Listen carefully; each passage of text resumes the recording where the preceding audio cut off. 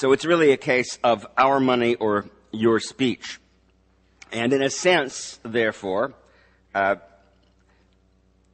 began fantasizing all of the problems in my former mathematical life, the problems of self-reference inherent in challenging as unconstitutional the very reason that I'd been invited to speak.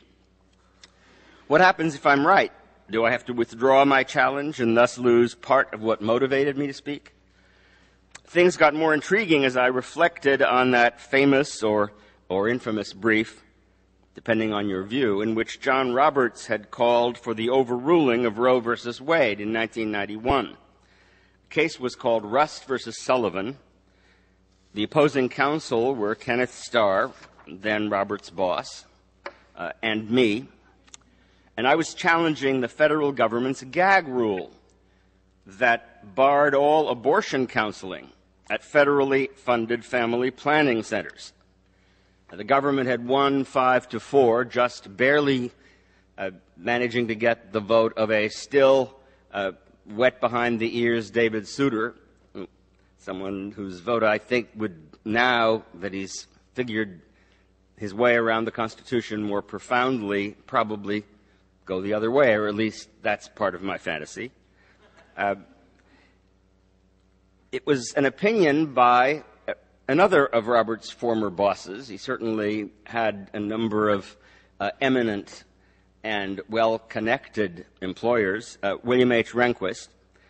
The theory of the opinion was that doctors at these clinics are federal government mouthpieces by virtue of accepting federal dollars. Now, you wouldn't be able to tell that they were federal government mouthpieces from the stethoscope, from the white gown they wore, from the medical advice they otherwise offered, and the young, mostly poor women who came to those clinics had no clue that they were getting advice tilted in a, quote, pro-life, unquote, direction by a funding condition. But that is the law. It's a precedent of the court, as John Roberts so frequently said in his testimony. And so that led me to wonder, would I be a federal mouthpiece in attacking the condition set by Section 111 as unconstitutional? Well, there's another precedent of the court looking the other way on that question, holding that lawyers for the Legal Services Corporation are not mouthpieces of the government when they speak opposing the constitutionality of certain government-promulgated welfare rules. So maybe I was safe so far.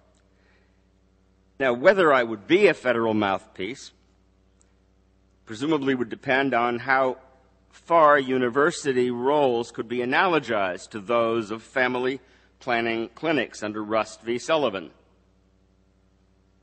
Presumably that would depend on how far the principle of Rust v. Sullivan was extended, which surely would depend on the views of, well, for example, John Roberts, who will be sitting to decide, among other things, the Solomon Amendment case that I described to you a while ago. The question of what circumstances are analogous to others, of how far the logic of a precedent reaches, are, we now, I think, all understand, not matters of either Newtonian or post-Newtonian physics, but matters of art rather than science.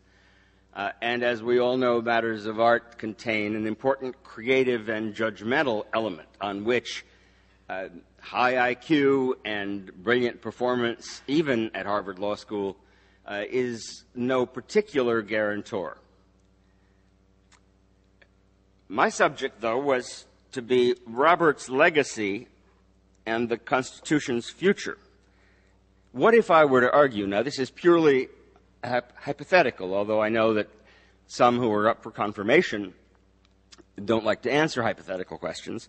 What if I were to argue that under a Chief Justice Roberts, the Constitution wasn't likely to have much future? Not much to speak of, anyway.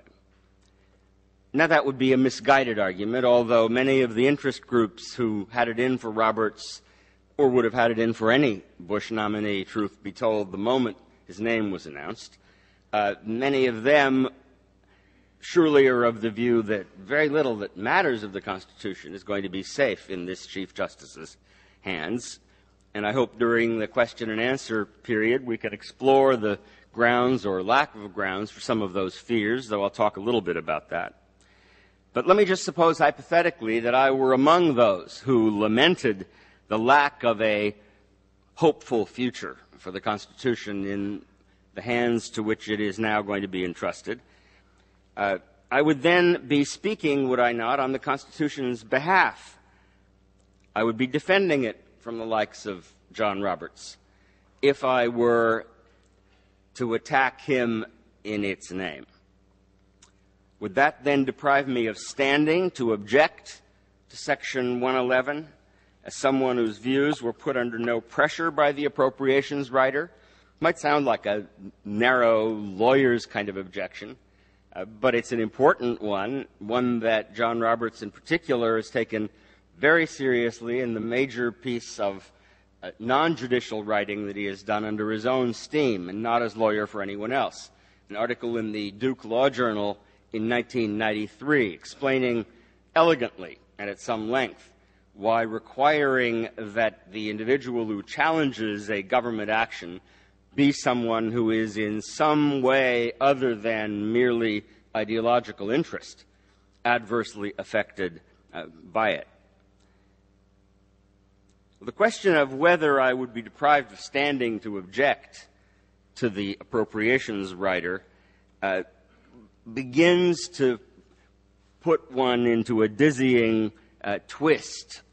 Those of you who've read the wonderful book by Richard Hofstadter, Gödel, Escher, Bach, or who've played with a Mobius strip, or who've studied the problems of self-reference in the paradoxes of Bertrand Russell, will know how mind-bending it can be. It's like, well, to give you a trivial example, if I say on one side of the paper, the statement on the other side of this page is false, and then you turn it over and it says, the statement on the other side of this page is false.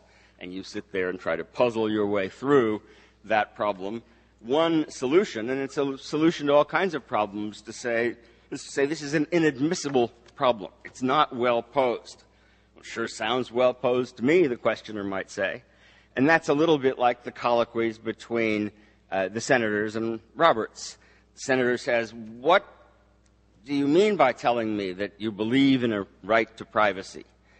All you've said is that privacy is a value to be found in various parts of the Constitution, like the Fourth Amendment protection against unreasonable searches and seizures, or the infrequently invoked these days Third Amendment protection against the forcible quartering of soldiers in a private home. We all know that those things reflect privacy, but what do you mean exactly when you say that there is such a thing as privacy? Let me push it, says Senator Schumer. Do you believe in a general right to privacy? To which the response is, question not well posed. I don't understand what's meant by a general right to privacy. Well, of course, at one level, he's right. Without saying a little bit more about the contours of this right, Schumer hasn't really asked him much of anything.